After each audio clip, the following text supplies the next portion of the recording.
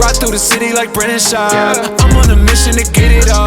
Ride through the city like Brennan Schaub. If you ain't thick, please don't get involved. And now, Brandon Thick Boy Schaub. Good morning, everybody. Thickies, thickums, thickers, thickettes. That's about it. That covers it. It is Monday morning, January 10th.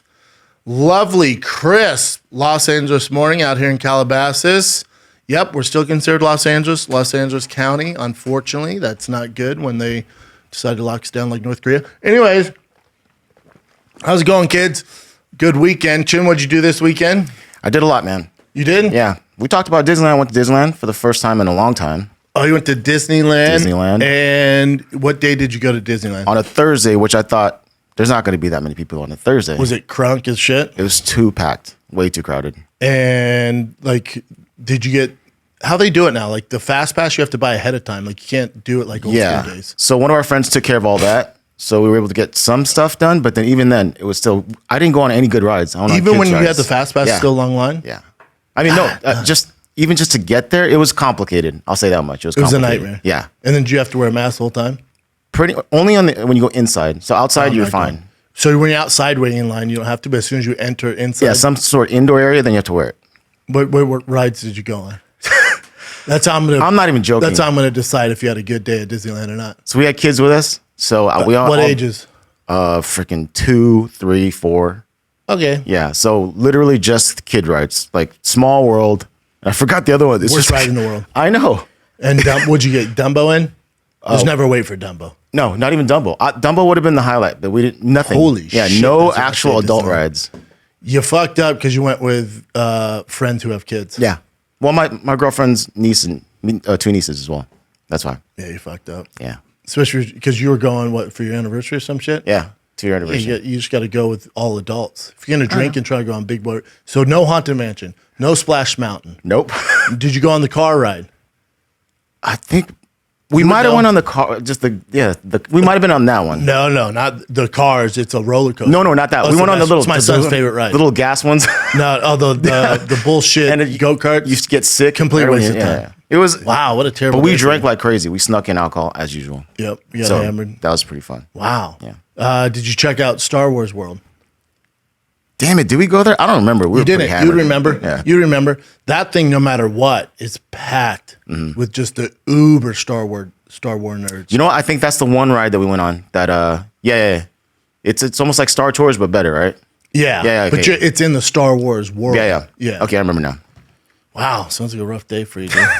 It's cool, dude. So many Thiccc Army were out there too. And they noticed you? What's up? Yeah. That's cool. Yeah, really cool. Were you wearing a I Am Chim from Fire and the Kid shirt? I literally wore that Fire and the Kid jacket. The red one? No, the cool one from Root to Fight. Yeah, the original one. The red one or the green one? Oh, you're green talking about the original. Yeah. Best jacket of all time. Yeah. So I wear that all the time though. I love that jacket. Yeah, I love that jacket. I gotta wear it more. Yeah. So you went to Disneyland. It's a busy day. Mm-hmm. What else? I got a pedicure. You got a pedicure with your girl? For the first time, yeah.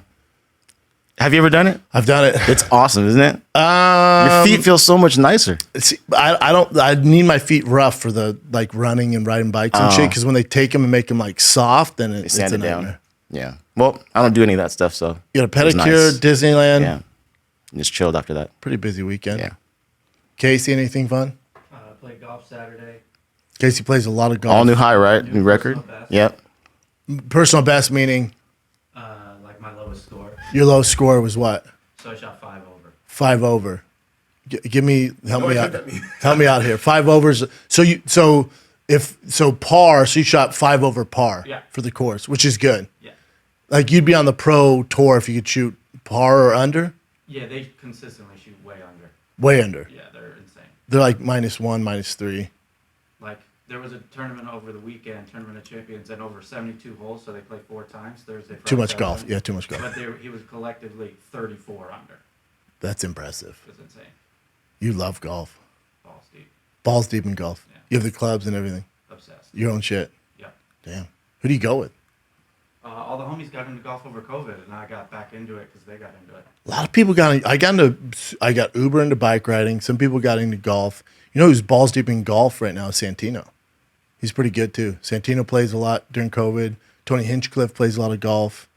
People got weird like hobbies during the pandemic. I think Young Jamie too. They were talking about how Young Young Jamie's like Jamie's super in into it? it. Yeah. He has a ponytail now. Crazy, huh? It's fucking lit. Yeah.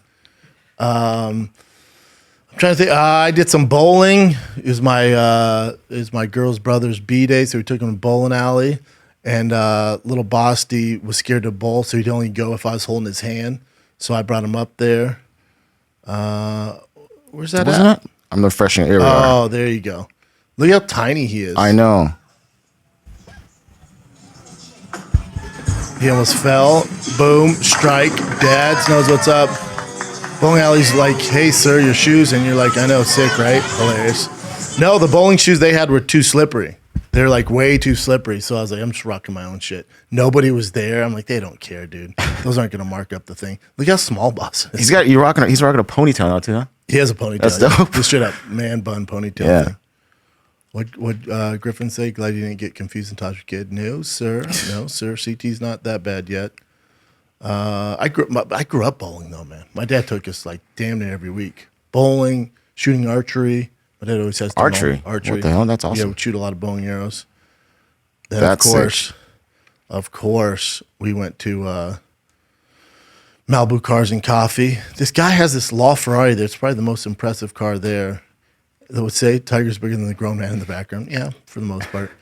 But yeah, the cars there are fucking nuts, man. The amount of money people have. Like that LaFerrari, probably $3 million car, $4 million. It looks just sick. to get it at MSRP, which even though I'm allocated Ferraris, to get allocated a LaFerrari, I don't know what you got to do. You got to probably be in the program for like 10 years. The guy gave it the worst parking. Like he parked it on where the fire truck parked. That's red. So then like to the get up, like plants. so many cars were getting so close to him. Like, what are you doing, dude? There's some dude there. If you go over to the Lambo, I'm not a Lambo guy. I know cars. I know like the Huracan, the Aventador, and this was a special. This is the race Lamborghini. This is basically their version of the GT2 RS or the Ferrari Pista. That's their race version. And there's only like a few of them in North America. And I was talking, like, yeah, just look like a normal dude, normal dad, beard, whatever. He's like, yeah. I was like, which one is that? And he's telling me, and he's like, we just got it, and that color came from the factory. He's like, we have 5 of them. Like, what the fuck, dude? Just insane. I don't know why T's posing like that. Thinks he's so cool, but whatever. His shirt matches it, sort of. Yeah, it does. It's almost the exact same color. Yeah, he loved it, man. He loved it. So, as far as the fight world's going, man, yeah, we, they're edging us. Yeah, you at least got a good fight night. The main event is lit as fuck. Outside that, they're just, again, they're edging us to freaking January 22nd. We will have a fight companion. I have some bad news though. Chris DiStefano, he might have CT from playing college basketball because the night of fight companion, he agreed to it a month ago. So we figure everything out. Promotional stuff. My guy Ruben makes all the graphics. Then on Friday night, he's like, dude, I'm such an idiot. I'm in Tampa on stage on the 22nd. I'm like, very cool. Thank you for that. So he's out, but we'll find a dope replacement. We'll find somebody for that one. So that'd be Chris D'Elia, Brian Cal, myself, and special guests for the Calbass Fight Companion. That is January 22nd. On Thick Boy only, and Thick Boy's rolling, man. You guys tuned in to last week's Schaub show, the first one on my own. This will be the second one that the squad is producing, and it, from what I hear on the comments, fans are digging the upgrades. Yeah, shout out to the fans for following. Yeah, Thick man. Boy. Shout out to the That's fans awesome. for following the Thick Boy ways. The subscribers is going through the roof at Thick Boy, and then we also launched Supercast. Cal and I did a Calabas Fight Companion Classic. The first fun. one was Cal and myself watching my fights, 3 of my fights. This week we have Sugar Sean on. We also have Sugar Sean for Food Truck this week. This will be the first food truck that my team's producing, which will also release on Thick Boy only. So it's gonna be dope, man. It's gonna be. I'm super excited. But Supercast will have all that ad free, and I get the question like, oh, why don't you go with Patreon? So many people on Patreon. I went with Supercast because if the fans who have subscribed already, if you sign up for it, it's so much easier. You literally pay with your Apple Pay. So everyone pays with Apple Pay. You don't have to. There's another way to pay. But if you have Apple Pay, which most of us do, pay with Apple Pay.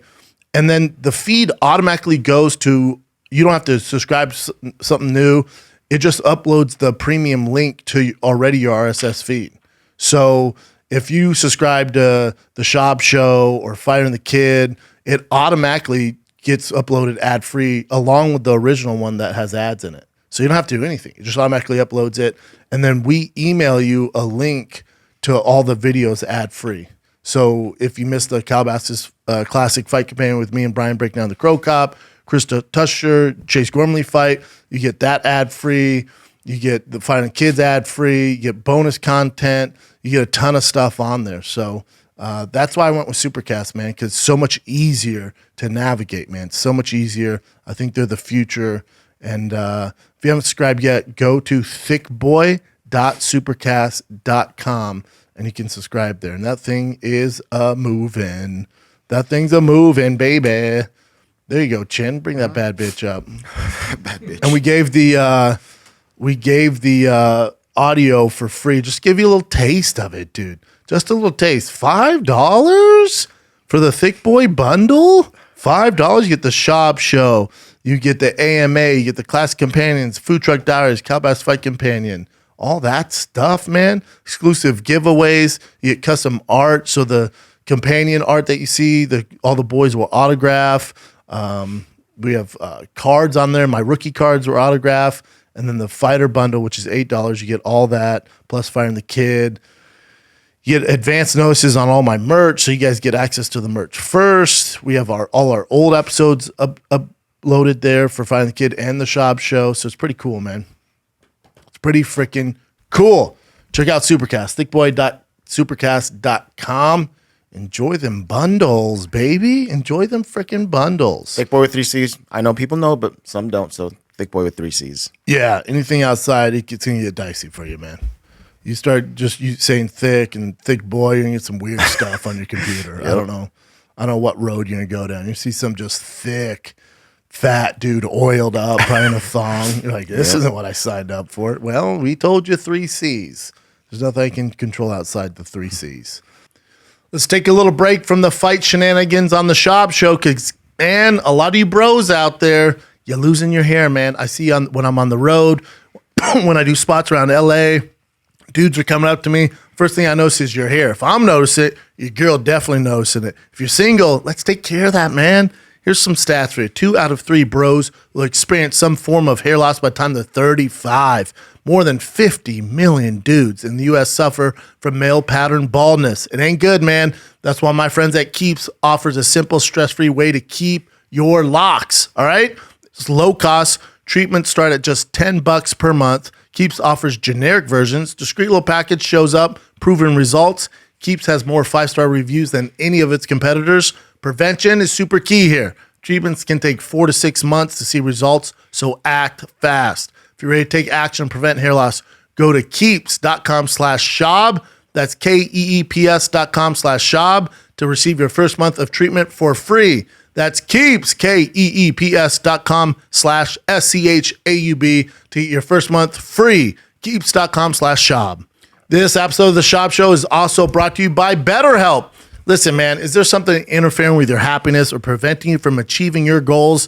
I know you made your goals for 2022, and you're like, man, I need something to get me over the hump. I'm just not feeling like myself. You need to talk to real people that can help, and that's where BetterHelp comes in. They will assist your needs and match you with your own licensed professional therapist. Professional is key here. Quit talking to your friends and family. Get with a professional. You can start communicating under 48 hours. It's not a crisis line. It's not self-help. It's professional therapy done securely online. All right? Service available worldwide, baby. You can log on to your account anytime, send a message to your therapist. You get a timely and thoughtful response. Plus, you can schedule weekly video or phone sessions so you won't ever have to sit in an uncomfortable waiting room. All right? Like traditional therapy, we don't need that, man. It's much more affordable than traditional offline therapy, and financial aid is also available. So what are you waiting for, man? BetterHelp wants you to start living a happier life today. Visit betterhelp.com/Schaub. That's BetterHelp, HELP, and join over 2 million people who have taken charge of their mental health. All right, mental health with the help of an experienced professional. In fact, so many people have been using BetterHelp. They're recruiting additional therapists in all 50 states. Special offer for the Schaub Show listeners. You get 10% off your first month. Why not try it? Why not, man? I promise you it's going to help. Go to betterhelp.com/SCHAUB SHAUB, betterhelp.com/Schaub. You do have a fight night, and this is on Saturday, Chin? Yep. At 4 p.m. Pacific. 4 p.m. At the Apex, yeah. 4 p.m. That makes it a little dicey, but all right, I'll take it. Because then it doesn't run to me finishing my binge watch of Dexter. Can't get enough of Dexter right now. You know, Dexter's, it says it's in Miami, but actually gets shot in Marina Del Rey and Long Beach. Sorry to break it to you guys. But yeah, so you have a great main event in Calvin Kattar and Giga Chikadze. Great fight. Phenomenal fight. Has fight of the year written all over it. It's going to be early in the year, so people might forget about it as they vote for the fights of the year, but this one has all the capabilities of being just such a great fucking night. I love Giga. He's an absolute fucking monster. Absolute fucking monster. Calvin's obviously my boy. Love Calvin. You know, he's from the, what do you call him, New England Cartel. Yep. So they're doing the damn thing, man. Calvin, you know, had a tough outing his last one, but this is another tough fight for him, man. But where he's at makes sense. I like Brandon Royval. He's fun on there. Jake Collier, Chase Sherman's always good. I can't believe Chase Sherman's still doing the goddamn thing. You know, Kurt McGee still doing it. Our boy Brian Kelleher. Yeah, boom. Not the scar's not gonna blow your fucking hair back. That main event well though. That main event well. And in that division too, obviously you guys get the news that Max Holloway pulled out of the fight, which is such a shame. I was looking so fucking forward to that fight. He pulled out early too, because I think before they even made the poster, when the UFC was announcing it, he came out and was like, "Hey, I'm out." Injury forces Max Holloway. Apparently it's the same injury. Yeah, it's undisclosed, but yeah, he says a previous injury. Such a shame. I love Max. I really want him to beat Volkanovski. I hate to be biased there, but I really want him to get that win. Yeah, he deserved one of them for sure. For sure. And Holloway's just been on a fucking tear, and they think fight of the year, damn near him, Yair Rodriguez. Mm-hmm. So now it's like they're trying to figure out who's going to fight Alexander Volkanovski, and everyone's kind of thrown their hat into the sweepstakes to fight Volkanovski. So then Yair Rodriguez go up. Mm-hmm. He put, "Do I really need to raise my hand at Dana White? Heal up quick. I had respect for you before, but now fuck you, you little bitch. You know I'm next." you coming off a loss, dude. And then Volkanovski put, "Mate, calm down. You fought once in over 2 years and are coming off a loss. If Zombie doesn't happen, you might get lucky." So that's the talk right now. Would be Korean Zombie. Yeah, Korean Zombie.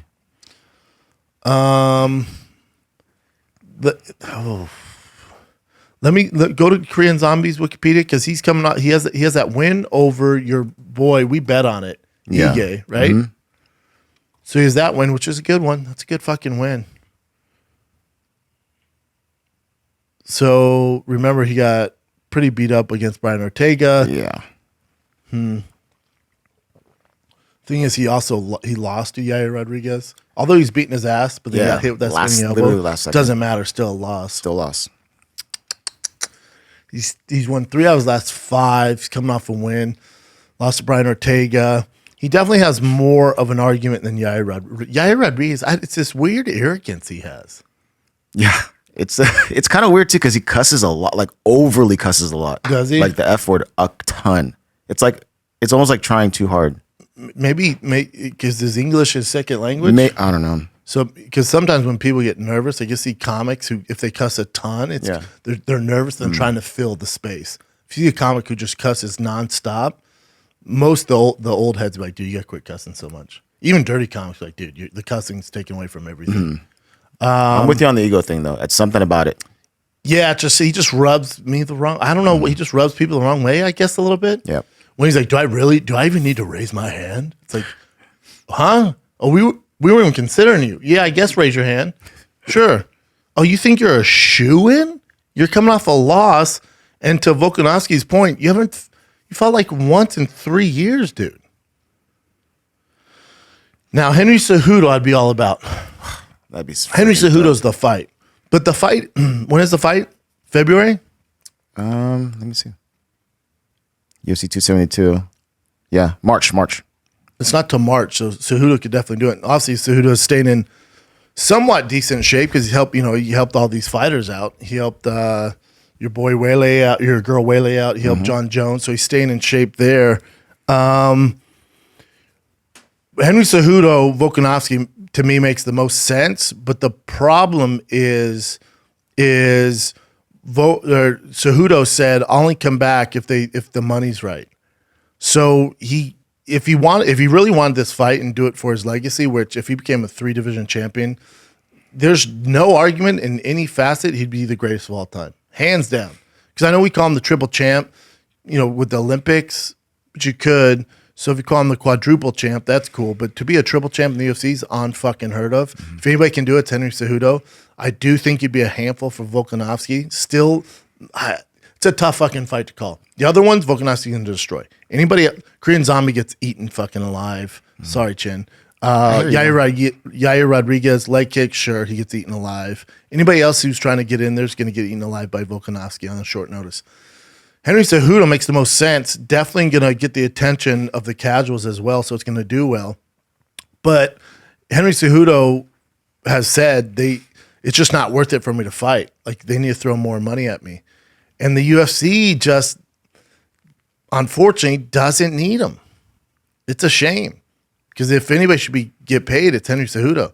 Because the history and the legacy for him to be a triple champion, the first ever triple champion in the UFC, you just wish the UFC would be like, because they don't want. Here's the thing: if you're a business owner, you don't want to set the precedence that we're going to pay guys. If they hold out long enough and they make a big enough fuss, we're going to pay these guys. You don't want to set that standard.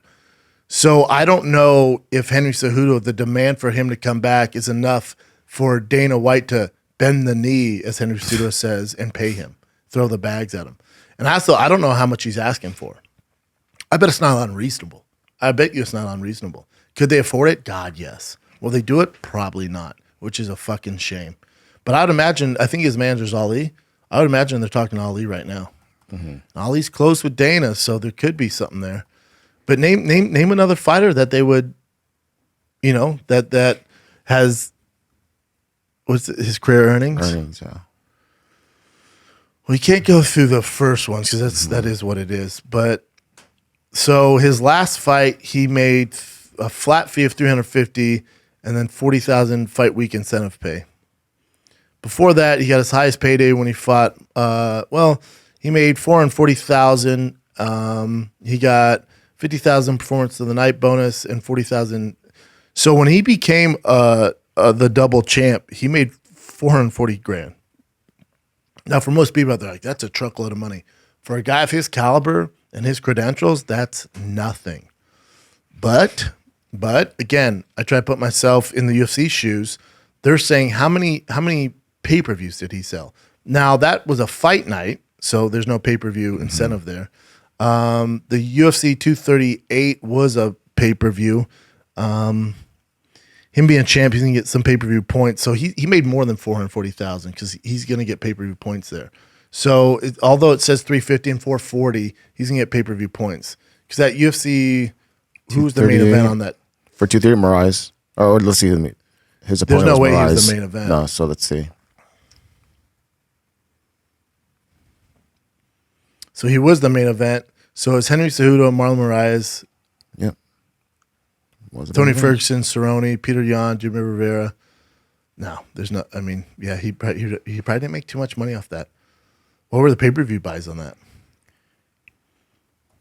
Oh, it's because that's what the UFC is going to do. Well, total gate was $2 million. Let's see, UFC 2. It was in Chicago, 16,000. Spacey sold out Chicago Arena for sure. What? That's 178. Oh, that's Conor McGregor. Oh, there it is. Scroll down. Mm-hmm. Prelim set a record of 964,000 views. Here we go. Translated into more than 250. Yeah, 250 is not. I think their bare minimum to make some money is $300,000 on pay-per-view buys. 300,000. They do $300,000. They're not crying on Monday. So it's a 250,000. It's tough. Because I'm sure Ali, who's negotiating for Henry right now, is going, look at this. He can be triple champ. The UFC's going, yeah, but look at his pay-per-view pull. So that's their argument. Mm-hmm. It's a real shame. I hope they pay him, man. Because name another fight you'd want to fucking see for Volkanovski. Yeah.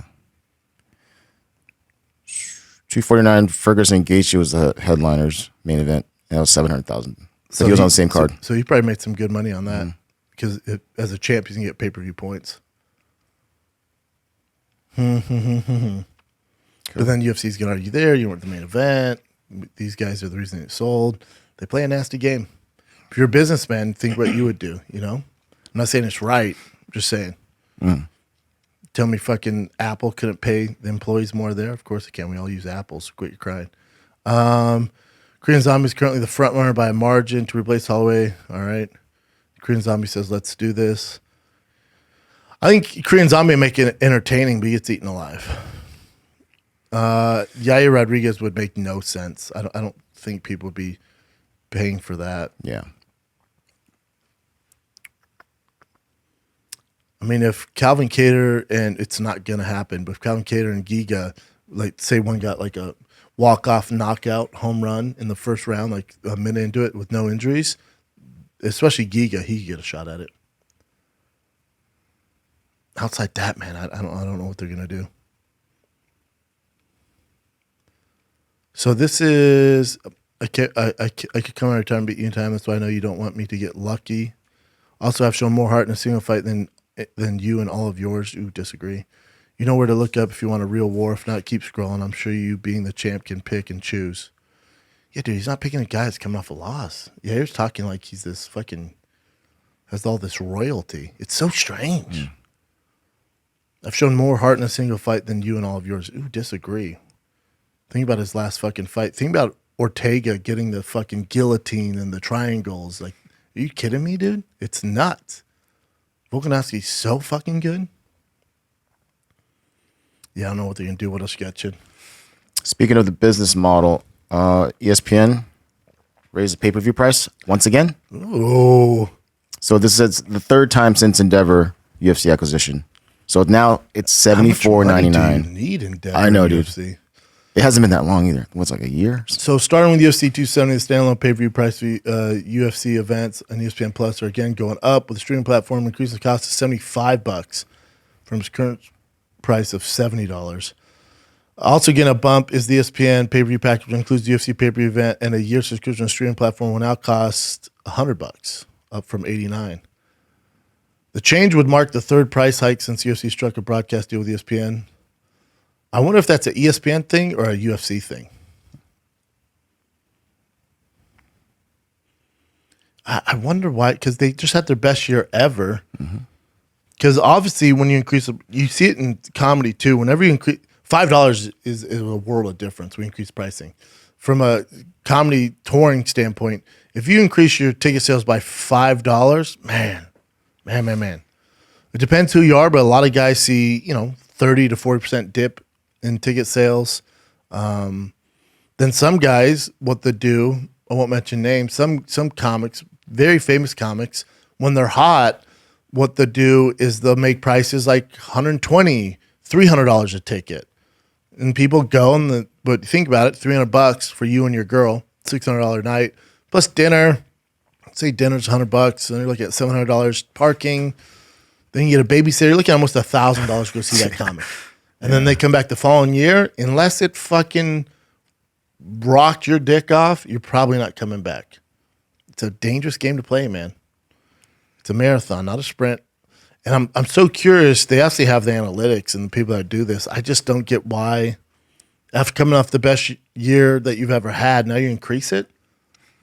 Yeah, and people are having a tough time making money right now too. And plus, like the streaming stuff, it just makes you more tempted. Not me, but people out there, I'm sure, would be more tempted to just stream because it just costs too much damn money. Yeah, I wonder if they're doing it because of all the illegal streaming. They're like, we got to make up for this, man. Yeah. There's so much illegal streaming. Potentially, yeah. So ESPN Plus continues to see explosive growth in crowd streaming market with reported 17 million paid subscribers, a year-over-year increase of 66%. That's insane. The cable channel ESPN, meanwhile, continue to lose viewers with 76 million households down 24% from its 2001 peak of 100 million. Wow. Yeah, traditional TV is just not doing well. Unless you're Yellowstone, holler at your boy, but you can get that on Paramount Plus as well. Yeah, the price increase, man, I don't get it. Especially for their demographic. Yeah. 18 to 36 males. Blue collar, really? You know, that's their demo. Yeah, I get like the How much money do you need? I know.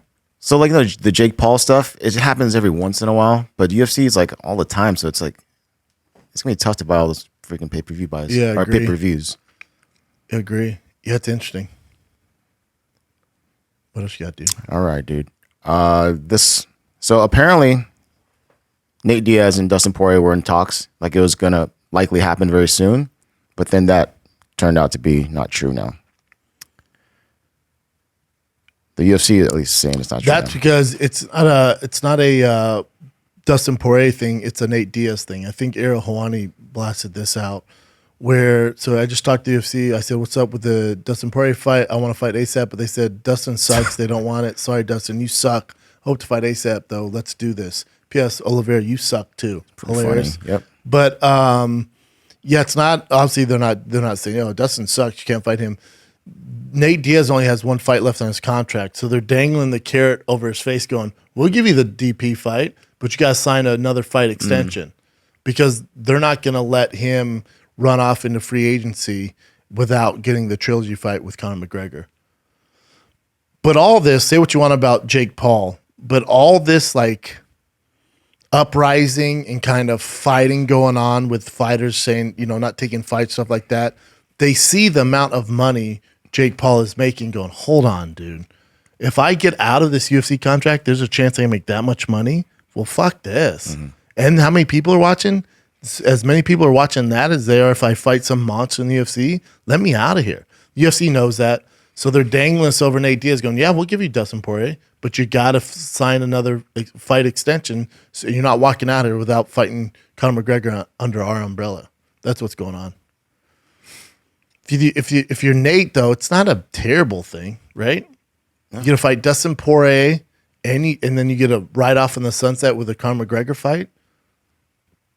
And then that Jake Paul fight's not going anywhere. You can fight him after that, and you're only even bigger.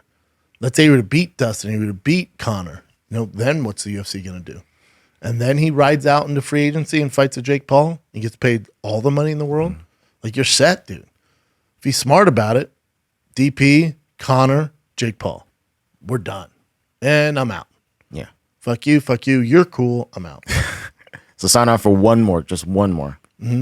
Go. If you guarantee me the Dustin Poirier early Q1 2022, then I will fight Conor when he comes back in the summer. That'll be his comeback fight. And by October, November, December, I'm going to fight Jake Paul without the UFC. That's what he's going to do. And Starbucks fucked up my drink. It's rare. I don't want to say every time. I got to quit going to the one I always go to because I don't want any cream in my fucking coffee. They go, say less. And then they put all the cream. It's just iced cream.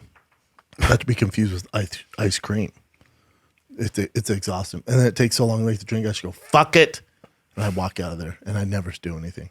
What else you got? You don't do almond milk anymore, or you still do that too? No, but I put a splash of it. In. Literally, I go 8-shot espresso. Yeah, I know. You're freaking crazy. Over ice, shaken over ice. And then I go, I don't want any cream in it. Just put the cream on the side. They go, you got it. And then I remember you're like, do you want some coffee? I'm like, yeah, just the way you do it. And I tried that coffee. The whole day I was jacked. I was messed up. Really? It actually made me sick. Oh, wow. Too much damn caffeine. There's absolutely nothing for me anymore. There you go. All right. Let's go. Yeah, this is cool. Derrick Lewis and Tai Tuivasa. Your boy UFC. Called it. Did I not call this? Yeah. 271 Houston. I said we want a fun fight. You look at the heavyweight division right now, who he's lost to, who he's beat. This makes the most sense. It's a fun fight. Tai Tuivasa's on kind of a tear. Obviously, Derrick Lewis, fan favorite. Both fan favorites. The build-up's going to be fucking great. You never want to say this is a for sure finish because the Francis and Derrick fight, but this is a for sure finish. Come on, man. What's the odds that Derrick Lewis does a shoey too? Probably pretty good. Pretty good because remember he did that cup thing and then someone wanted to do a shoe he with didn't the cup. drink it. No, he didn't. But he did throw he it in the didn't drink audience. that dick juice. Yeah. That's his thing is the cup chewing. I mean, that's the first time I saw it ever happen. just that big black dick and that cup rolled up like Gonzo's nose in a ski mask. And that dude wanted to actually take a shoey, a cup. People are freaks. Yeah. I fucking love this fight. Love this fight. There's not a chance this goes past the first round. It's going to be insane to watch, man. Only, Derrick Lewis does have some issues with cardio. Tai Tuivasa can go, man. But can he go and get hit by Derrick Lewis and get into the second round? We'll see. I love that fight. I love both of those dudes. Where's UFC 271 at? Houston. That's why it's going to be a big deal. Derrick Lewis's hometown. God, because Tai Tuivasa is coming over from, Australia? New Zealand or Australia. I wish we'd get him earlier to do a food truck and do shoeys together. But I doubt he... You still want to do the shoe after that first? Oh, yeah, I'd do it with... I'll only do it with him. I'll only do a shoe with Tai Tuivasa. Anybody else? And I almost threw up last time. Yeah, I saw the loogies, man. It was disgusting, dude. It's disgusting, but that's such a fun fight. Yeah, great Not fight. a chance that goes out of the fucking second round. I don't want to get crazy and say the first. You never know how they're going to fight because they both know they fucking starch each other. But the longer that fight goes, the better it is for Tai. Yeah. But God, them boys just fucking slang it, man. Love that fight. They're the same guy, basically. But one was born in Australia, one was born in Houston. They're the same guy. Two funny, Lovable personalities Yep. up the ass. Yeah, super lovable. and knockout artists. I'd say Derrick Lewis has a little more knockout power, Agree. but still, Yeah. great fight. Yeah. Way to go, UFC. I almost said Joe Silva. He retired so long ago. All right. Also, another Australia New Zealand thing. So this is apparently official now. Remember before Stylebender, when they booked the fight with Whittaker, he kind of like put cap. He's like their cap. Yeah, the cap. But it's apparently official now. It's UFC 271, and that's the poster right there. Poster's all right. It's all right. It's all right. All right, here's my idea for the poster. Just put both of them on there and put their names. Mm-hmm. They could do some funner stuff. My boy Ruben would crush that poster. Don't steal him, UFC. Do not steal him. Great fight. Yeah, already looking like a damn badass card. That February. Oh, that's it. Ties on that card. Derrick Lewis. That's a great fucking card. We'll have a Calabasas fight coming for that too. So many. Great fight. This is pretty dope too. So Rafael Fiziev and RDA. Rafael on Rafael crime. Yep. Who's the official Rafael of the UFC? Tough fight for Dos Anjos. Very tough fight. Definitely. Rafael's killing it. I mean, Fiziev is killing it. Fiziev is a monster. Yeah. So that's February 19th, UFC Fight Night. The pay-per-view is on the 12th and that fight night's on the 19th. I'd assume that's the main event for the Yeah. That's fight night. That's a great fight. It has to be 5 rounds. Give me 5 rounds for those little bastards. all right. Let's see here. Oh, so going back to the Korean Zombie thing. So I saw this on MMA Mania. So apparently Korean Zombie, after like late November, he did a blog on his YouTube channel, or I think it's his YouTube channel, but he said something about he has a tear in his shoulder, and that's the only reason why he can't fight right now. So if he's saying that late November, That was in November? yeah, he said it's a pretty bad injury. That's So gonna be tough. But to get a title shot, he's gonna core zone shot Yeah. that bad boy up. A video blog released at the end of November, Korean Zombie revealed he still suffered from serious slap tear in his shoulder that occurred in the fight against Dan Ige.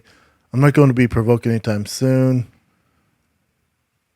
My coaches and some people around me expected some type of provoke, but I didn't do it. I shouldn't, especially right now. My shoulders aren't in the best conditions. What upsets me the most are the comments. Korean Zombie's stubborn, waiting to fight someone ranked higher than him. This isn't true at all. I'm not fighting because I'm in pain. If I wasn't hurting so much, I'd fight the first chance I got. Seriously injured my shoulder during the fight with Ige. A couple of months ago, I was diagnosed with a slap tear, and anyone who's had a slap tear before knows how painful it is. SLAP stands for superior labrum anterior posterior. It means your shoulder's labrum tissue is torn in both anterior and posterior, front and back, to the point where it connects to the bicep. It's a nasty injury, which explains, wow, that's not good. yeah, that's like late November. That's not that far away. Yeah, there's no way it's better. He definitely ain't beating Volkanovski now. Yeah. It's another reason, like, all right, you have a fucking Korean Zombie with one shoulder. You have fucking Yair Rodriguez coming off a loss. I guess I want to see those two. You know what I'm saying? Yeah. Like a full healthy Korean Zombie, probably not beating Volkanovski. One fucking shoulder, sure as fuck ain't beating Volkanovski. But I'll tell you who'd give him a run for his money. Henry Cejudo. Pay the man. Let's take another little break from the Schaub Show because this episode of the Schaub Show is brought to you by DoorDash.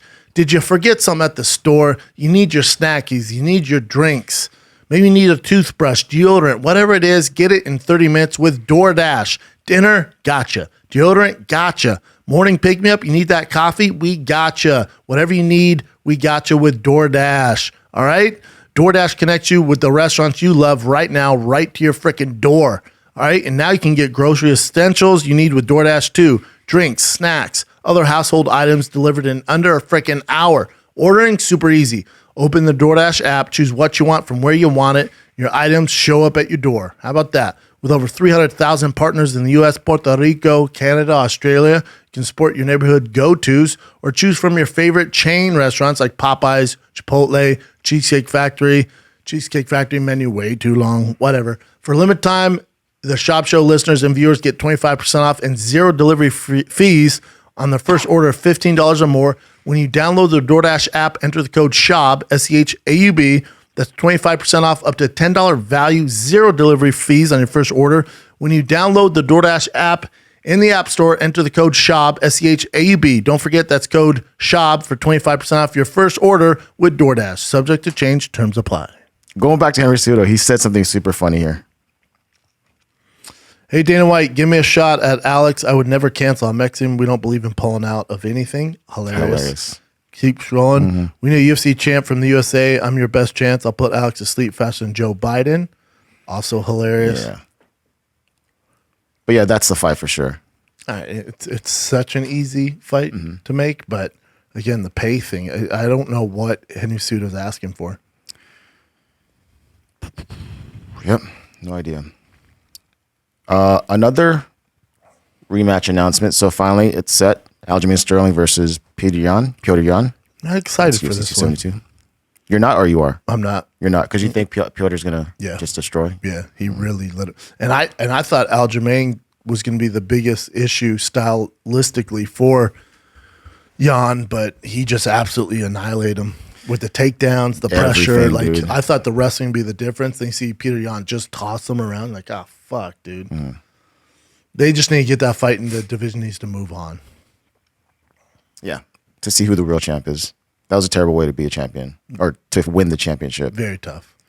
But and then the hate on Aljamain, it's like, it's not his fault. No. It's like, he didn't illegally knee him to the face. It's like, what do you want? Like, them the rules. Them's the rules, but the way he was flaunting the belt afterwards, that's where the majority of the hate came from, yeah. All right. God, this coffee's fucking Mike Perry versus Julian Lane, the Let Me Bang Bro. Knucklemania.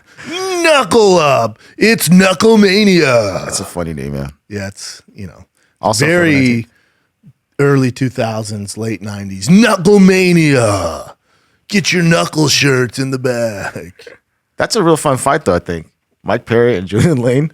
Julian Lane, how do I know that guy? Let me bang, bro. He's crying. Oh, that's right. Ultimate Fighter. Julian Lane's about to get lit up. Yeah, that's right. Well, we're going to let you bang, but you're not going to have gloves on.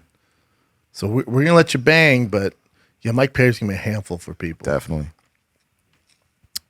All right. A couple more fights.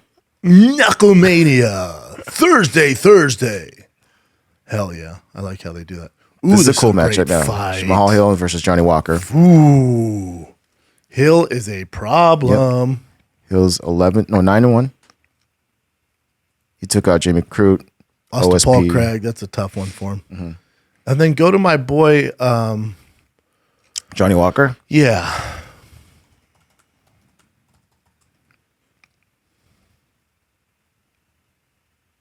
Okay. Not the best. Plus 3 hours, last 4. Santos via decision. God, ever since he did that fucking the worm. I know, man, dude. What the hell? Yeah, it's a tough fight for your boy. Yeah. Johnny Walker. Okay. Your boy Sean O'Malley mentioned this about Cody Garbrandt. I'll just show you right here. So what did He's on his own podcast with his boy. so? But dude, Cody's not getting that fight. When he said it, you could see in his voice. He's like, "Oh, I want," but that fight's not happening. It doesn't make sense for him to say that. You wonder if that's CTE. He's been knocked out 5 times in the last 2 years. That fight's not happening. At least not next. It just doesn't make sense, dude. It literally just doesn't make sense. If you look at his record, no, that's not next. You're telling me that makes sense? Knockout, knockout, knockout. O'Malley admitted that while a fight between him and Cody would be entertaining, it doesn't nothing to move his career forward. He also explained the upside and downside of fighting the 30-year-old now. I go out there and I knock out Cody. It's like he's 1-8. I lose Cody. I lose somebody who's looked at as kind of who sucks now. I get it. We'll get into it on Food Truck because I actually like that fight. I love that fight. Yeah. I see what he's saying, but still, you're talking about a former champ. Super famous too now. Cody? Yeah. Cody's getting there, yeah. For Sugar, though, I mean, it's kind of this is the process of a young lion. It's like you're going to get the guy. So the first, like, real vet you fight or former champ you fight, you're not going to get a guy who's on a streak. Otherwise, you're talking about a title shot next. You're going to get a guy who's coming on the down, and you're trying to capitalize on his fan base. So it makes sense from a business standpoint. And if you think you can beat him, why not do it? Cody Garbrandt is a fan favorite, former champion. You know, I get what he's saying. He's going, all right, if I beat him, people are like, yeah, dude, he's 1 out of his last 8 or whatever. Same time, too, still a dangerous fight, still hits hard, you know? I get both sides. Yeah. I would like to see it, though. I think it's a good next step for him. Alrighty. Rosenstruck versus Marcin Tybura. That's a fun one. That's a fun one. And this is interesting, too. So Joe Schilling and 2 UFC vets, Jimmy Rivera and Sam Cecilia, they're going to be on the Triller's Triad Combat 2 card. That's the one with the, And is that yeah, the February. boxing but MMA like stand-up rules? That different, remember they had that whole video how to explain it? It's still kind of confusing, but Too much. Yeah, it's so confusing. Why mess with things? But so the event is headlined by Junior Dos Santos clash with Pulev. Terrible fight for JDS. I know, dude. I don't know. Then Belfort will face Chad Dawson. Oh, Chad Dawson used to be a monster. I don't know where he's at right now, but if you follow boxing, Chad Dawson used to be a fucking nightmare. Vitor on the sauce, though, fucking tough. I know. So I'm not as scared for him against Chad Dawson. Dos Santos Pulev, man, I don't know. Yeah. I don't know. So they got Joe Schilling will also join the card against Armin Murakacevic, who holds a 10-3 record, 5 knockouts. And then Jimmy Rivera, great dude. Yeah, I love Jimmy. Fighting somebody, Samuel Tia. Yeah, I think the reason why these don't get a lot of traction is it's just confusing. It's already tough enough to pitch somebody a casual on MMA. Like, why are they going to the ground? You know what I'm saying? Like, boxing's been around for fucking ever. We understand boxing. It's 2 guys trying to punch each other in the head. MMA is finally a mainstay, and it's obviously gaining so much traction, and people kind of understand the ground game. You're not seeing as many boos when it goes to the ground. So when you throw in something new, it's like when Tyson Fury and Francis Ngannou were talking shit to each other on Twitter, and Tyson goes, yeah, we'll box in UFC gloves. Okay, well, now it's even more confusing. So why not just do a boxing match? Just do a boxing match. That sells.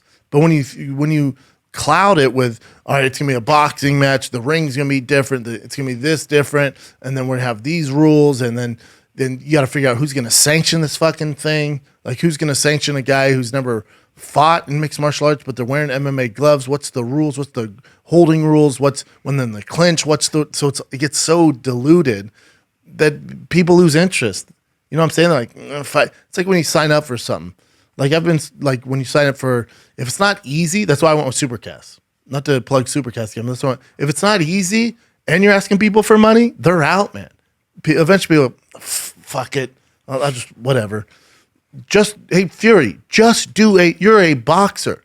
Francis fancies himself as a striker, boxer. He thinks he can knock you out in boxing. There's no need for you to go, put on 4-ounce gloves. We don't need it, dude. Just box, for fuck's sakes. Quit making it all murky in the waters, and then casuals go, we're out. Make the most money possible. Just box. We want to see how fucking Francis would do in a boxing match. We don't need MMA gloves, man.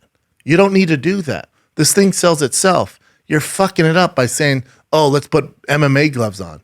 So he put, who would like to see me fight this beast, boxing rules, UFC gloves? Not me. Not me. It's too confusing. I get it. I'm a degenerate. I watch everything. For the casuals, they're like, why are they in small gloves? Just do the boxing gloves. And then also, Tyson's not used to fighting in those small UFC gloves. So the jab, the distance, he's going to fight different. Just fucking box, dude. Also, for people out there too, those boxing gloves are 10-ounce gloves with wraps on. They're not shit. If you think a boxing glove is better than an MMA glove, you're insane. They don't do much. Imagine that no matter who you are, whether you're fucking a tiny guy or you're fucking 270-pound heavyweight in Tyson Fury and Francis Ngannou, you have to take that 10-ounce glove and stretch it over those big fucking dick beaters that they have for hands. It's a nightmare. Those gloves do nothing. We don't need MMA gloves. I don't need that bullshit. I don't need a triangle ring. I don't need a weird fucking eggplant-sized ring. I don't need any of that. Just Tyson, just box, dude. It sells itself. You're fucking it up by doing this. You're fucking it up. We don't need to see you in MMA gloves. Beat Francis in boxing. Then you guys do the rematch if he knock you out or if you knock him out. And then maybe down the road, if you want to do this weird MMA collab thing, all right, just box. Because what happens if you box and Francis knocks you out? Well, then Francis can go, cool story, dude, and then jump on over to Anthony Joshua and Deontay Wilder. Wilder and Joshua, they're going to be like, wait, he knocked him out with MMA? We're not signing up for that. And then those go out the window. So I'm Francis saying, no, dude, I'm going to beat you in your own game in boxing. I believe I have enough power where if I land one, you're going to get knocked the fuck out. This isn't helping anything. And I think now, because now what's interesting, when I told you guys, Francis with his dilemma was with the UFC, you know, and him getting the John Jones fight, and obviously he's fighting for the championship January 22nd, with a Calabas fight campaign for that. So with him fighting Cyril Gane, he's banking on himself winning that fight, leaving the UFC and getting a fight with Tyson Fury. Now, what adds fuel to that fire is Tyson Fury is kind of acknowledging that he's down for it, which pushes Francis even more to go do that. So for Francis, he's like, I'm sure as fuck not signing this contract extension. I'm going to knock out Cyril Gane. I'm going to get on the mic, talk shit to Tyson Fury, say I'm going to beat you at your own game in boxing, sign the fucking contract, and then you ride off in the sunset. You make all the money in the world. But if you do this weird boxing UFC collab thing, that Triller shit, it's just Anthony Joshua and Wilder are like, what is this? The fans are like, what is this?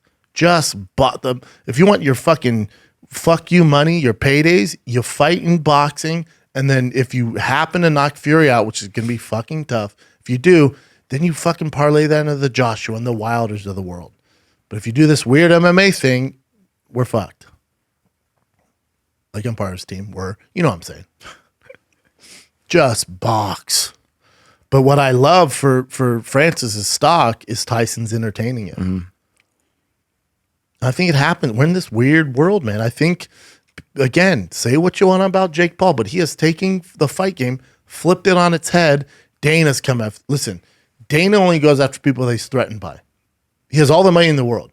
So when you're threatening his business model, which Jake Paul's doing, people see how much money he's making, and they've tried to do the same thing that politicians do, whether it's the left or right, where they try to, downplay and they're doing terrible numbers. He only sold 75,000 pay-per-views. They try all those antics that the dirty, scummy politicians do. The UFC tries that. The brass try that. We all know it's not true. How many people actually bought into that bullshit? 75,000 pay-per-views? I think Jake could fucking film himself taking a piss, sell 75,000 pay-per-views. So we're not buying that. So he completely flipped the game. He's this chink in their armor. He's the cheat code in this fight game. And the other fighters are seeing it. And Francis is the first guy to put his money where his mouth is and go, nah, I'm seeing how much I could potentially make. I'm out, man. And you got to love that. You got to support him. Now it's going to be terrible if he were to lose to Cyril Gane on January 22nd. All this goes out the window. Well, that's why I'm kind of rooting for Francis. what happens if Francis wins though? Isn't there like a clause, champion clause or whatever? You got to No, it used to be that way, where if you're champion, even if it was your last fight, by becoming champion, it automatically reneges the deal, so you have to defend it. But I don't. It sounds like this is last one. Yeah, feels like it. Somehow Markel and the boys at CA, shout out to CA, figured out where even if he becomes champ, he can go test free agency. And the UFC's down to play that game. They're like, all right, good luck. The UFC is crossing their fingers that he loses. Because if Francis is the first guy to do this, because you think about it, there hasn't been anybody like with super powerful name recognition, especially a guy in Francis who's in his prime and heavyweight, to go, I'm going to win this championship fight, then I'm going to go test free agency. Because everybody wants to do it. Conor would make more, which is insane to say, but Conor would make more money doing this. Nate Diaz would make more money. There's only a handful. Nate Diaz would make more money doing this. Fucking Sugar Sean would definitely make more money doing this. So UFC, for the first time, has a competitor where guys, if they're superstars, it only works for superstars, where superstars can make more money not fighting the UFC. This has never happened before, ever. Where superstars can go, well, Jake Paul's doing that, I can do that. It's very interesting. And if you're a fan, and I hate to, because it can come at the cost of Cyril Gane losing the fight, but if you're a fan of fighters and you want fighters to get paid and you want fighters to not fucking have to have YouTube channels and hold mitts when they're fucking 40, you want guys like Francis to win and set the path for other fighters at his level to be able to leave the UFC and make fuck you money, because they're not making fuck you money in the UFC. There's only one guy who makes fuck you money. His name's Conor McGregor. That's it. Outside that, nobody is riding off to the sunset. Nobody. Francis has the ability now to knock out Cyril Gane, become heavyweight champ, and make real fuck you money. So you kind of got to root for Francis here. Hey, and it's nothing against Cyril Gane, but for the love of the game, we want Francis to win for those reasons. Because if he wins, man, you're getting Tyson Fury. You're getting Wilder. You're getting Anthony Joshua next. And that sounds super fun. You're getting $20-30 million for Francis. Yeah. Francis came from nothing. Mm-hmm. You're talking about a guy fucking digging in fucking sand, dude, sand mines in Africa, man. In order making 20. And here's the thing too: Francis gives back. So Francis does that. It gives him more resources to put resources into Africa, where there's. Francis said this when I did food truck. No, not food truck. Hot box with Mike Tyson. He goes, I wish I could say I'm like this special freak walking around Africa. He goes, everybody looks like me, man. There's a bunch of me. I went, there is? He goes, yeah. I went, we need to get to Africa, dude. So the UFC's dragging their ass doing that. Obviously, they have a bunch of fighters to put out, but they're investing so much in China. We could get into that. I won't. But with Africa, if there's other Francis Ngannou's walking around there, and Francis has the ability from his success to give back to that community and build more Francises, dude, a fucking gold mine. Francis could start his own fight league there. He has the resources. He could do his fight with Fury in Africa, mimic the thrill in Manila, but you have the UFC heavyweight champion, the hardest hitter of all time, fighting Tyson Fury. Tyson Fury would go down there. He's not scared of that shit. Anthony Joshua was born in Africa. Although he's English descent, his mom moved there when he was like 8, but was born and raised in Africa till he was like 8 or 9, then was raised in England. So the story between the African bloodlines between Anthony Joshua and Francis Ngannou, brilliant. Sell that fucking thing. For the king of Africa, Francis, Anthony Joshua, how many pay-per-views would that sell worldwide? There you go, Markel. CAA. It's brilliant. You got Wilder waiting in the wings. And listen, once they see the success of a Fury Francis, even Francis to lose, once they see the success of that thing, again, man, you want to root for Francis if you want the fighters to get paid. It's still only be a handful, like the UFC. Only a handful of guys are making real money. It's only you got to be an undeniable superstar, man. And the problem is, it's not the problem, but those superstars are making enough money where they're not going to complain and come out against the UFC. But once they realize that the potential, how much money they could make, they're going to start coming out. You're going to start seeing I really think this could do it. Those unions that they've tried to start, all toss that out of there. It's like fucking wrangling cats. It's not going to happen. But if the superstars see like, man, I can make 9 to 10 times more money if I leave the UFC, then you're going to get a change. And it starts with Francis, January 22nd. No pressure. Let me ask you a question then. So if 8 let's inches. say that this stuff does start popping off, right? So Francis is the first one to do it, and then other people start trying to do Nate it. would be the next one. Do you think the UFC somewhere down the line would be like, okay, maybe we should probably let them go, like have something in their contracts to And they're let part them, of it? Yeah. Well, remember the UFC tried getting into boxing. Remember that? They're trying to get into boxing. I think it's called Zuffa boxing. So this could be kind of a thing, but if Francis dips out and he gets these huge paydays against Fury and Joshua and stuff like that, what they're going to do, because the reason the UFC, A, they have the best talent, B, they also have the best lawyers, so their contracts are bulletproof. There's going to be a stipulation in that contract that says, we own your rights to not only MMA, but boxing. We're open to you doing boxing. We see that as a route that you can make money. We want to be part of it. Yeah. So it won't happen right when Francis does it. I think Nate will still be able to do it. With Conor, it might get a little dicey for them. Cool. But guys can do it. Yeah. It starts with Francis. No pressure, Francis. But that's why you should root for Francis. Again, nothing against Cyril Gane. It could be anybody. He could fight anybody. Even if you fight my boy Shane Carwin, I'd still say you should probably root for Francis. It's going to change the game if he wins this fight and rides out of the UFC. Other guys are going to follow. Masvidal. The only problem is the guys I'm talking about outside Francis, who's in his prime, has a lot fighting left to do him. These other guys are a little long in the tooth, right? Nate Diaz, I don't know how many more he has. Conor, I don't know how many more he has. Masvidal, I don't know how many more he has. So the only other guy who could do something like this would be Izzy, if he wanted to do that. John Jones. John Jones could definitely, but John Jones isn't gonna box. You know, It didn't seem like it, yeah. no, Yeah. because it only works if you can get another mainstream guy to headline with you to get fuck you money. Like, who would John Jones fight to get fuck you money outside the UFC?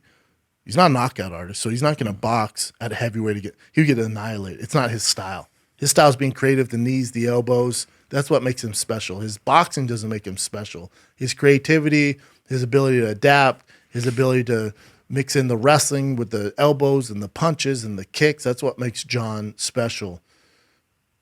Those aren't going to correlate into boxing. So for John, it doesn't work. What if they did John Anderson Silva now that Anderson's boxing? It's like we always wanted to see that. Now we kind of get a version of it. Could be that. But to me, that isn't like a... Yeah. That's not It's going to as stop exciting. the earth. Yeah. Like Francis versus Fury stops the fucking earth. We all pay for it. Francis versus Joshua stops the earth. Francis versus Wilder stops the earth. I think Diaz versus Jake Paul stops the earth. Conor versus Jake Paul stops the earth. But then when you talk about, there's no big YouTuber out there who wants to fight who's a heavyweight.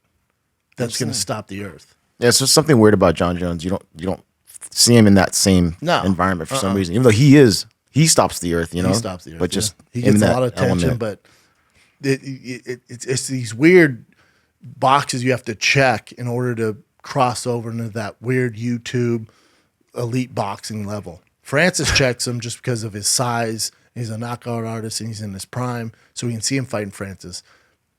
Then there's there's only 3 other guys could really do it. Izzy could do it, but he's a little big for like a Jake Paul, stuff like that. He's still in his prime, still has work to do. So the chance, there's no other Jake Pauls out there. Logan Paul's a little bigger, but I don't think Logan Paul would sign up to fight Izzy. He might. But the other thing is Izzy's not like long in the tooth. He's barely touched his prime. Like he has a lot of fight left to do, There's just not a lot of, like, if he goes out there and starts his Whittaker, it's like, you got to pray for that guy who beat him in kickboxing, goes through the ranks and finally gets there. But he's too big for Jake Paul. It's just, it's very rare to check all the boxes where you can get one of these YouTubers or one of these boxing greats. It's interesting. Definitely. That's why you should root for Francis. And just for fun, here are the opening odds if they did fight Francis. Now, is this in MMA gloves or is this straight boxing? I think just straight. Straight. Minus 600. That's fine. I'm completely fine with that. It should probably even be a little more than that, I would say. The odds have been released to whether or not the heavyweight super fight will even take place. Minus 400, no. You make decent money, you do plus 250. Place your bets. It's all predicated on what happens January 22nd.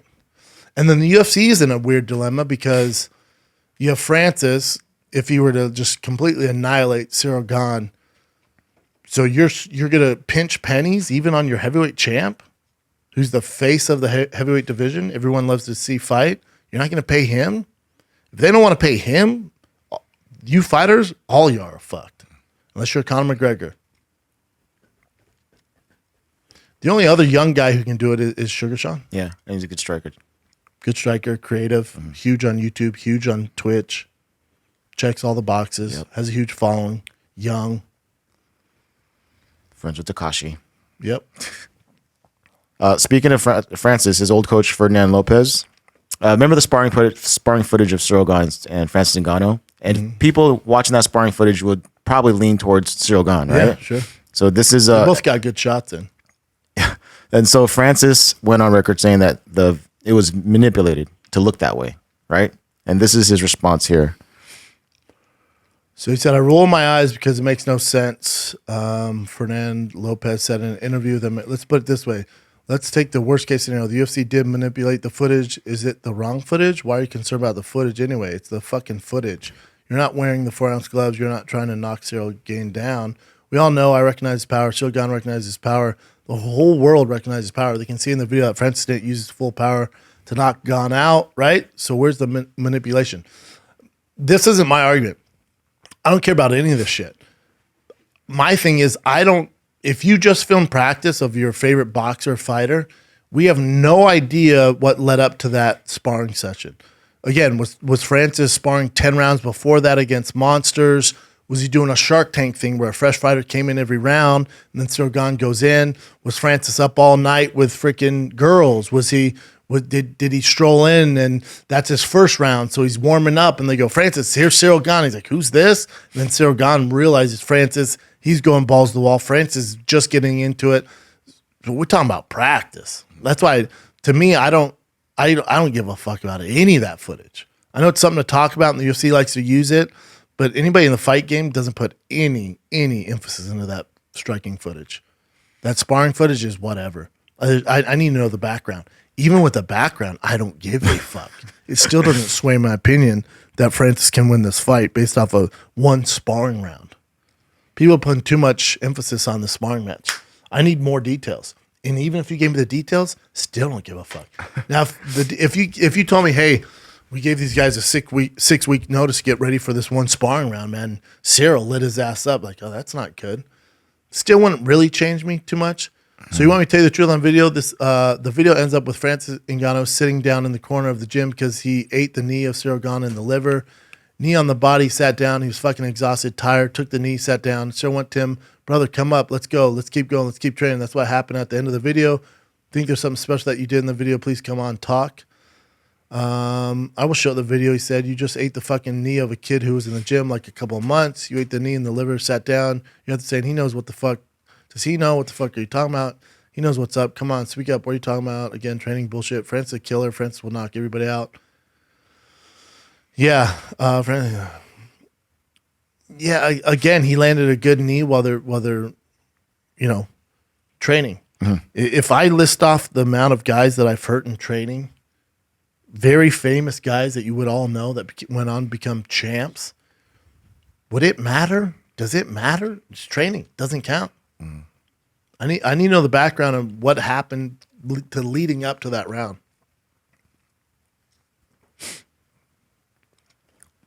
That's it. Yeah, basically, there's so many different variables. But there's no way to really know. It doesn't matter.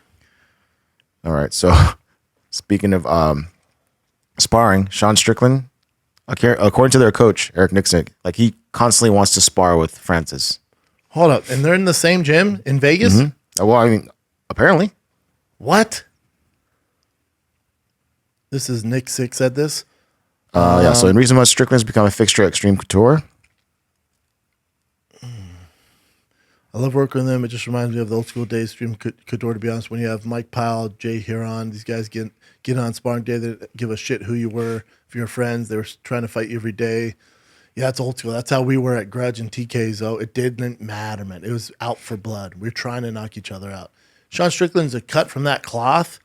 It's just in 2022, like the game's adapted where it's more of a professional sport. So that's why in the NFL during practice, they're not trying to knock each other out. They're not, you know, it's just you take care of each other. But there's something that I respect about Sean Strickland who still fights like this. Like these are the Shudo box, Brazilian, Shogun, Vanderlei Silva.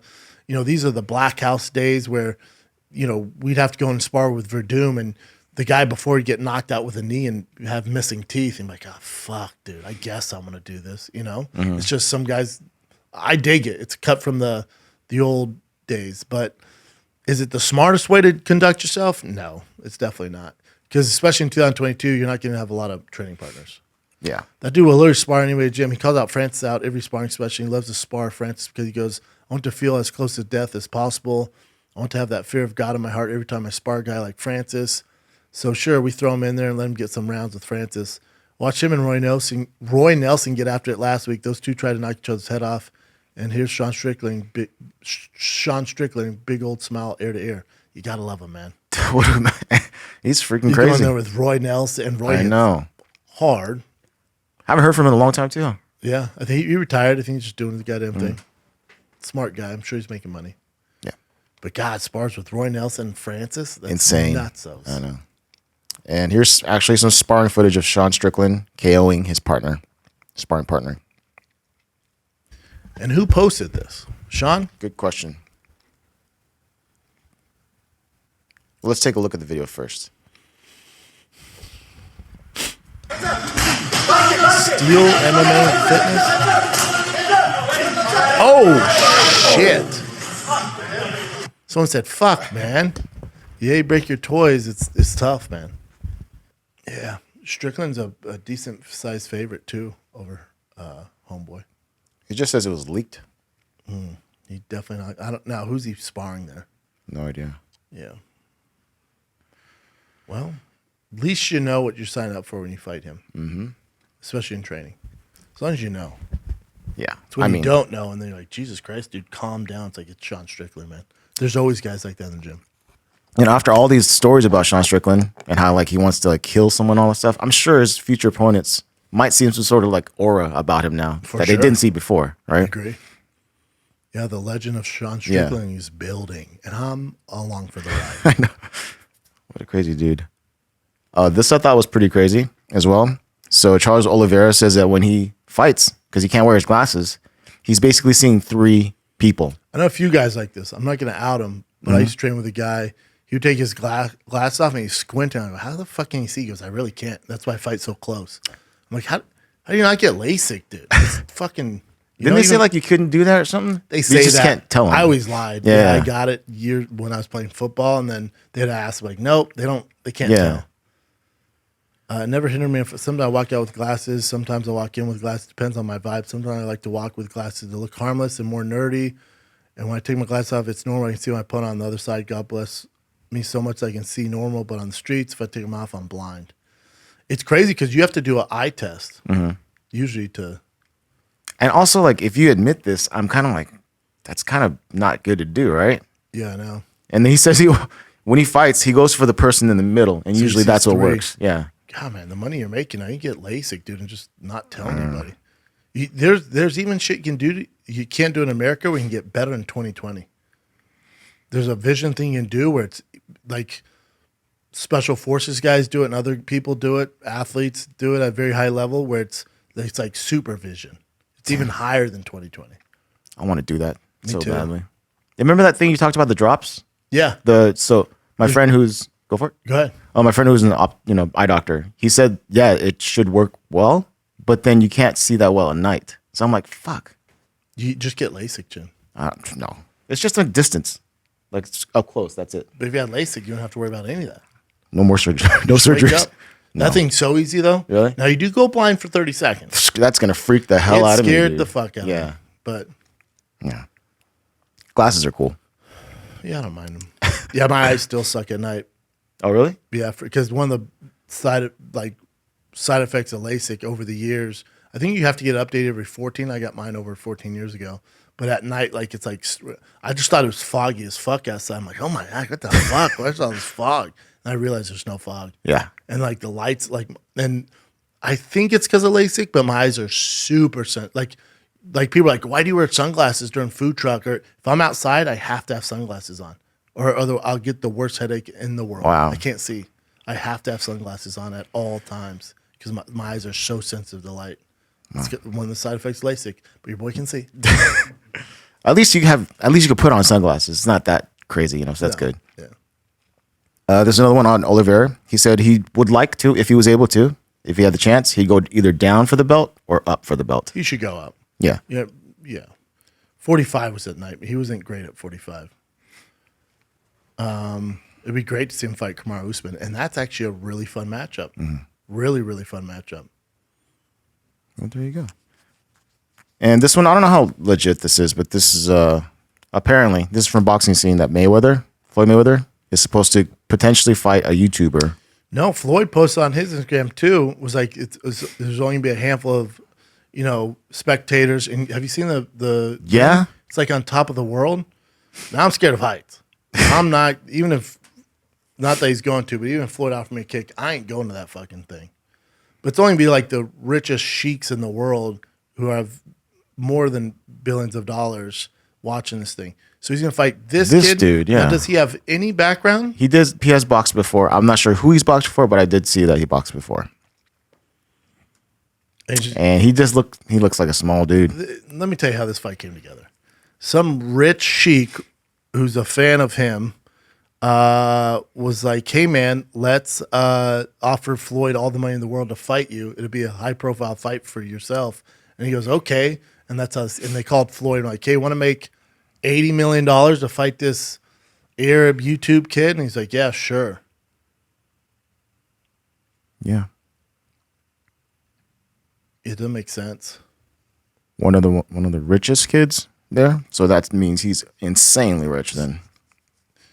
Apparently some of those like kings and like oil rich people. So you know how the Forbes does like the top. So you have like Bezos and Elon Musk and whoever on that list. Those people in the Middle East, they make sure their name's not on that list. Apparently they have so much money where it's like, I think they said Elon Musk like the first trillionaire. Apparently in the Middle East they laugh at us like, trillionaire, bitch. We got like 10 of them out here, but they don't want that they don't want that recognition. They don't play those games. They make sure their name's never involved in that stuff. Apparently they have like unlimited money. Like how much money you have? Like, what's more than $1 trillion? Mm-hmm. I'm sure somebody offered Floyd all the. And this is what if I'm Floyd, dude, I would. If they offered me $10 million, I'd fly out to Dubai and beat the fuck out of this 19-year-old. Let alone if I'm Floyd Mayweather at 46 or where the hell he is. 44. Like this kid doesn't have a shot. Like if I'm Floyd, why not do this weird shit? It's a ton of money. His net worth is so. CF Belsa owns the Bahalsi group of companies, which is said to have over 23 establishments. His net worth is reported to be in the billions. So that probably means he's like a trillionaire, and he probably offered. Let's say he has 500 billion, which he probably has more. Say he has 500 billion. For him to go, hey Floyd, here's 100 million to fight this 19-year-old was trying to get him more Popular, fame. yeah. I mean, 100 million to that guy's not shit. Now I'm Floyd. I'm like, say less, dude. I'll beat the shit out of this 19-year-old kid. Real quick one going back to Jake. Well, this is kind of silly, but so Marvin Vettori called him out like to do a sparring match with him. That's not going to happen, I doubt. But this is Jake posting about him doing kicks, and he says, first day of training kicks, doubted every step of the way, but kicked down the doors of the doubters, and then he tagged Bellator and PFL. Hilarious, and not UFC. No.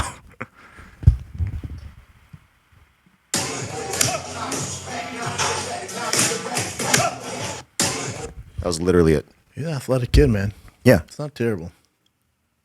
I mean, everyone doubted the whole him fighting. I know, Yeah, and people so still do. I can't. Even to this day. No No, one you can. can't. Yeah, you can't doubt him. You never know. This I thought was interesting as well.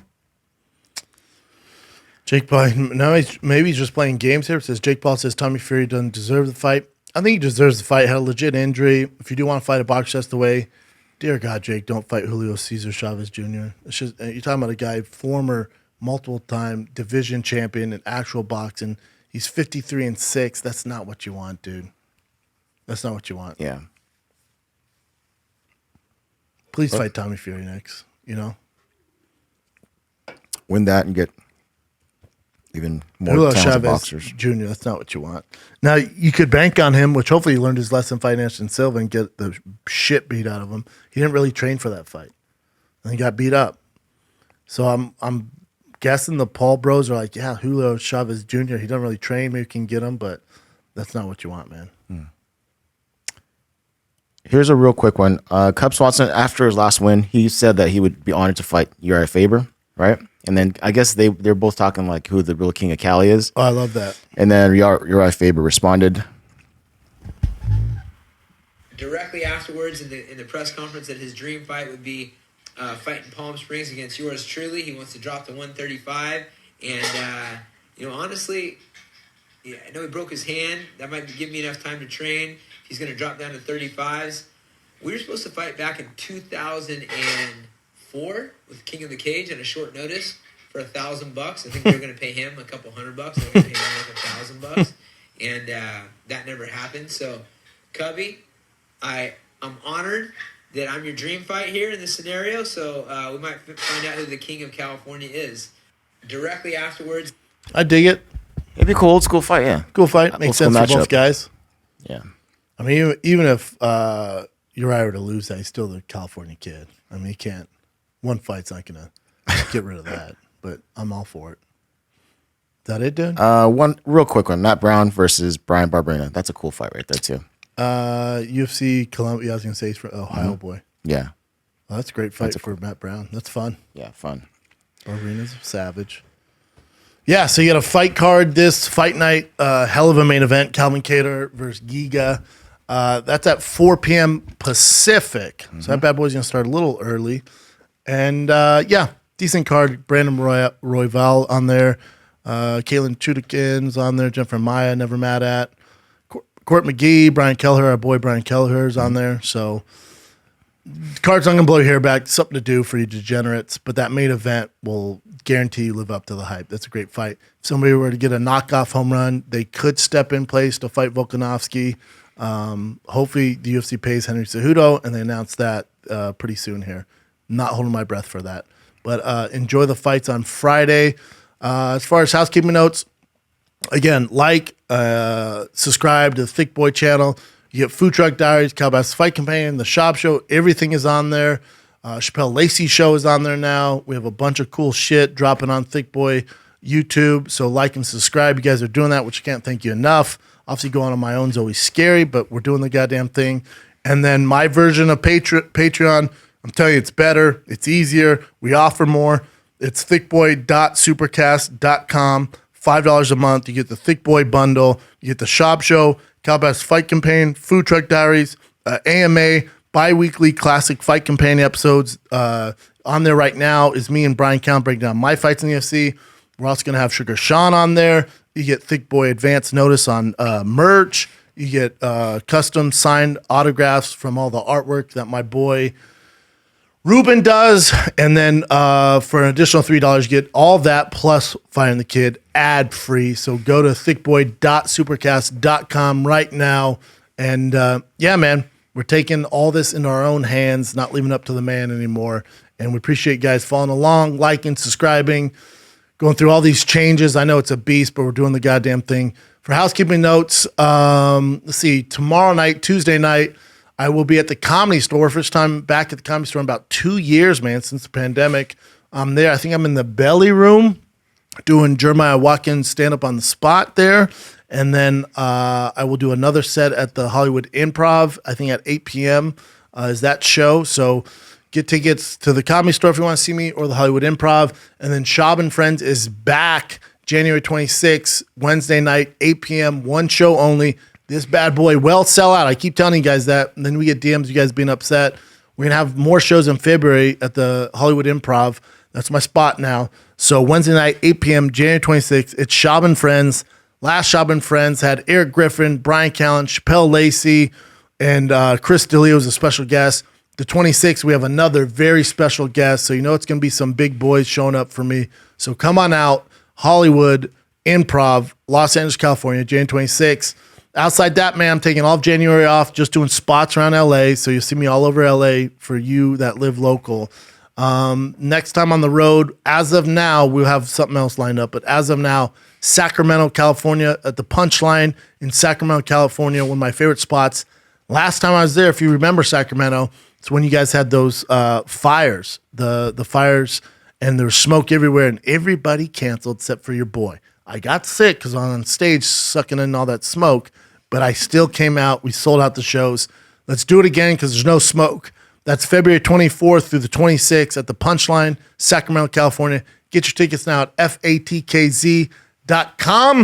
And that's it, kids. Thank you. Again, like, subscribe to Thick Boy channel so you can watch all my shit. Go to the Supercast. It's thickboy.supercast.com. Be nice to each other. Stay safe. I love you guys. Stay thick. See you Monday.